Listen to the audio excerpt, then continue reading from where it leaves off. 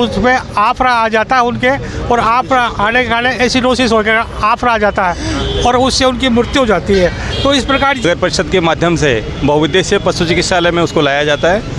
हम वहाँ उसका निःशुल्क उपचार करते हैं। जो भी शल्य क्रिया की भी आवश्यकता होती है तो वो शल्य क्रिया भी की जाती है वहाँ। लगता है कि पशु में आके पानी पीता तो निमोनिया वगैरह हो जाता है उसको, तो जाने अनजाने में हत्या के अपराधी नहीं बने। साथ ही मेरा एक अन्य निवेदन है कि जो खेलियाँ होती है पानी की, जिनमें राम राम साहब, स्वागत है सकल दर्शकों को अपना चैनल पर। थे देख रहे हो सिक्कर न्यूज़ 293 में। मैं हूँ राहुल मिडल। तो जो मकर संक्रांति का 2 दिन का उत्सव है 14 तारीख और 15 तारीख को, तो इसमें क्या होता है कि जो सबसे ज़्यादा पुण्य किया जाता है, जो बढ़ चढ़ कर जो पुण्य का काम है इन 2 दिनों में किया जाता है। तो पशुपालन विभाग की जो टीम है यहाँ पर, उनसे डिस्कस करेंगे। क्या होता है कि जो गौशाला होती है या फिर अदरवाइज़ कहीं भी होती है, तो क्या होता है कि जो दानदाता होते हैं वही 2 दिन के लिए निकल कर बाहर आते हैं। उसके बावजूद जो गायों को है अत्यधिक मात्रा के, मतलब ज़्यादा मात्रा में उनको जो होता है चारा या फिर जो गुड़ होता है या फिर जो अलग अलग सामग्री होती है वो ज़्यादा मात्रा में देने से कई केस ऐसे आते हैं कि जो गायों की है ना वो जो मृत्यु हो जाती है, क्योंकि अत्यधिक मात्रा में गायें कि अचानक से खा लेती है, पेट भर लेती है। अचानक ज़्यादा पेट भर जाने से तो वह भी गायों के लिए नुकसान होता है। तो इन पर हम डिस्कस करेंगे इन डॉक्टरों की टीम से। इन जो डॉक्टर है उनकी क्या राय है, उन सब से हम राय मशवरा करेंगे, आप तक जो बात है उनकी पहुंचाएंगे।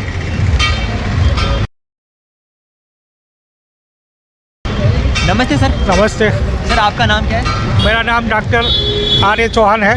तो आर्य चौहान जी, तो आप ये बताओ, जो आप पशुपालन विभाग से बिलोंग करते हो, तो जो क्या होता है कि जो 2 दिन का पुण्य का काम होता है, जो आसपास की गौशाला होती है, हम सिक्कर की बात करें तो जो होता है कि जो आदमी होते हैं, जो दानदाता होते हैं, जो पुण्य का काम करने वाले जो भामाशा होते हैं, जो गायों के लिए दान करते हैं, तो गायों के लिए जो अत्यधिक मात्रा में जो पिकअप भर के जो अलग अलग तरह के चारा गुड़ होता है या फिर जो अलग सामग्री होती है वो 1 दिन में ही आ जाती है।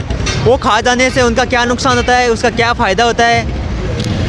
अक्सर ये लोग देखा गया है कि जो गोवंश सड़कों पे या आम दिनों में जो अपने जिसको कहे बेचारा पशु घूमते रहते हैं, उनको मकर संक्रांति पर बहुत से लोग गुड़ और दलिया और हरा चारा वगैरह खिलाते हैं। आम दिनों में तो वो क्या कि भरपेट खाना मिलता नहीं है उनको, तो वो उसी पर थोड़ा बहुत गुजारा करते हैं। लेकिन मकर संक्रांति पे लोग धर्म के नाम पे उनमें एक साथ दलिया वगैरह, हरा चारा, गुड़ ये सब देते हैं। तो अक्सर देखा गया है कि फिर उसमें आफरा आ जाता है उनके, और आफरा आने के कारण एसिडोसिस होकर आफरा आ जाता है और उससे उनकी मृत्यु हो जाती है।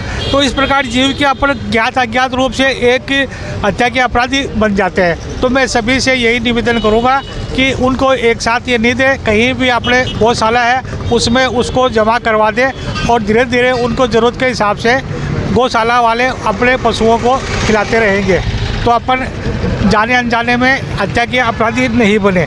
साथ ही मेरा एक अन्य निवेदन है कि जो खेलियाँ होती है पानी की, जिनमें रात भर पानी पड़ा रहता है, वो सुबह इतना ठंडा हो जाता है कि पशु में आके पानी पीता तो निमोनिया वगैरह हो जाता है उसको। तो 2, 3, 4 दिन लगातार अगर वो इसी तरह पानी पीता रहे तो उसके निमोनिया होके और वो उसके ख़त्म हो जाता है, तो मर जाते हैं वो। तो मैं ये सबसे आग्रह करूँगा कि रात में उसमें पानी नहीं रहते खेलियों में, और उसको सुबह ताज़ा पानी से भरें ताकि अपन पशुओं को बीमार होने से बचाया जा सके। जैसे सर जो आप बता रहे हो गायों की जो बीमारी हो जाती है या फिर अनिश्चित मृत्यु भी हो सकती है उनकी, तो यहाँ आपके पास कोई ऐसा केस आया है अभी? नहीं, अक्सर हम देखते हैं ना कि जो गौशालाओं में या आवारा पशु होते हैं ना, उनके साथ में ये दुर्घटनाएं होती रहती है और हमारी नज़रों में ये सब आया हुआ है। इसलिए हम सबसे निवेदन कर रहे हैं कि इस प्रकार के पाप के भागीदार से बचें। तो ये शिविर आपने लगाया है सर, मेरे पीछे देख सकते हो। तो जो इसमें जैसे मान लो कि कोई पशु आता है, बड़ा पशु आता है, तो उसको यहाँ पे रखना क्या है कि वो होता नहीं है? ये केवल पक्षियों के लिए ही है अभी फ़िलहाल कि ये पक्षी मांझे से जो घायल होते हैं उठते टाइम, तो सभी से मैं आग्रह करूँगा कि सुबह 7 से लेकर 8 बजे तक और शाम को 5 से लेकर 7 बजे तक पतंगबाजी नहीं करें, क्योंकि सुबह पक्षी अपने घोंसलों से दाना पानी के लिए निकल कर जाता है, तो वो मांझे के फेर में आके उसमें उलझ के और घायल होके वो ख़त्म हो जाता है या मर जाता है या घायल हो जाता है, तो वो उड़ने लायक भी नहीं रहता है। तो सभी से मैं ये निवेदन करूँगा कि सुबह 8 बजे तक और शाम को 5 से 7 पतंगबाजी नहीं करें। और ये शिविर केवल अभी यहाँ पक्षियों के लिए ही है। जो सर ये शिविर है जो यहाँ पे ये मेन रोड पे क्यों चुना गया है, अदरवाइज बहुत सारी जगह है? नहीं, ये एक तरह से सीकर की हृदय स्थलीय बीच का सेंटर है, तो लगभग अगर कहीं से भी कोई पक्षी आता है तो ये यहाँ ले आए। और हमारे पशु चिकित्सालय में भी छुट्टी अवकाश होने के बाद भी हम सुबह 8 से शाम को 8 बजे तक ये पक्षी सेवा और अन्य पशुओं की सेवा के लिए तत्पर है और वहाँ स्टाफ मौजूद रहेगा। तो सर आप बताओ, जैसे कि चाइनीज़ मांझा होता है वो बहुत ख़तरनाक होता है, उस पर बहुत तरीके से बैन भी लगाया गया है। यहाँ पे सिकर की बात करें, लक्ष्मणगढ़ हो या फिर फतेहपुर हो, हर जगह कार्रवाई भी हुई है, लोगों पर मुकदमे भी लगे हैं। उसके बावजूद भी जो गैर कानूनी रूप से बिकता है मार्केट में, अगर बड़े पशुओं को, जैसे मान लो कि छोटे पशुओं को तो आप उपचार कर रहे हो यहाँ पे, अगर बड़े पशुओं को मान लो कट जाए उसका क्या होगा? उसको हमारा जो बहुउद्देशीय पशु चिकित्सालय है वहाँ पे ले जाया जाएगा। उसमें नगर परिषद सहयोग करती है। यदि कहीं भी आवारा पशु ऐसा दिखता है कि जो घायल हुआ है, नगर परिषद के माध्यम से बहुउद्देशीय पशु चिकित्सालय में उसको लाया जाता है।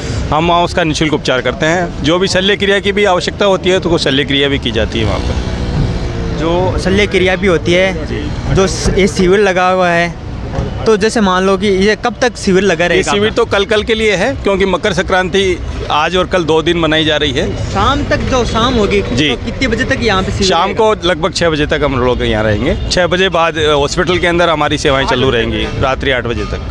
जैसे आपकी टीम है जी, कि ये जो टीम होती है तो गई घूम के ऐसे सर्वे कर रही है कि बिल्कुल हाँ, हमारे जो वॉलंटियर हैं पूरे शहर में घूम रहे हैं। स्काउट एंड गाइड भी हमारा सहयोग कर रहा है, महावीर इंटरनेशनल कर रहा है, रेड क्रॉस इंडियन सोसाइटी है, विज्ञान भारती, सभी लोग सहयोग कर रहे हैं। इनके जो वॉलंटियर हैं पूरे शहर में घूम रहे हैं। हमने एक बर्ड एम्बुलेंस बना रखी है, वो इसको लेके जाते हैं।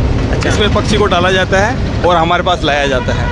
और यदि हम देखते हैं कि पक्षी काफ़ी ज़्यादा घायल हो गया है, उसको शल्य क्रिया की आवश्यकता है, तो इसी बर्ड एम्बुलेंस में उसको हमारे बहुउद्देशीय पशु चिकित्सालय के अंदर ले जाया जाता है। वहाँ हमारे सर्जन हैं, वो उसका आगे का इलाज करते हैं। तो आप देख सकते हो ये है एम्बुलेंस।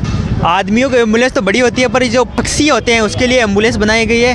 हवा भी लगती है, इसके अंदर चारा भी डाल सकते हैं, और किस तरह की उसको उपचार की आवश्यकता है उस हिसाब से या तो यहाँ पे उपचार होता है तो यहीं पे किया जाता है, फिर नहीं यहाँ पे विभाग में ले जाया जाता है। तो आप देख सकते हो, आपसे यही निवेदन है कि आप भी जागरूक बनो और जागरूकता का परिचय दो, क्योंकि ये पक्षियों का घर नहीं होता है। पक्षी हमारा तो घर होता है, तो हम अपना ध्यान रख सकते हैं, पर आपकी जिम्मेदारी बनती है कि आप भी जो आसपास के वातावरण के जो पशु और पक्षी है जो घायल हो सकते हैं, जो बीमार हो सकते हैं, उनका ध्यान रखें और सतर्क रहे और जागरूक रहे, क्योंकि ये 2 दिन का त्यौहार है। आप भी किसी हानि का और पाप का भागी ना बने। नमस्कार।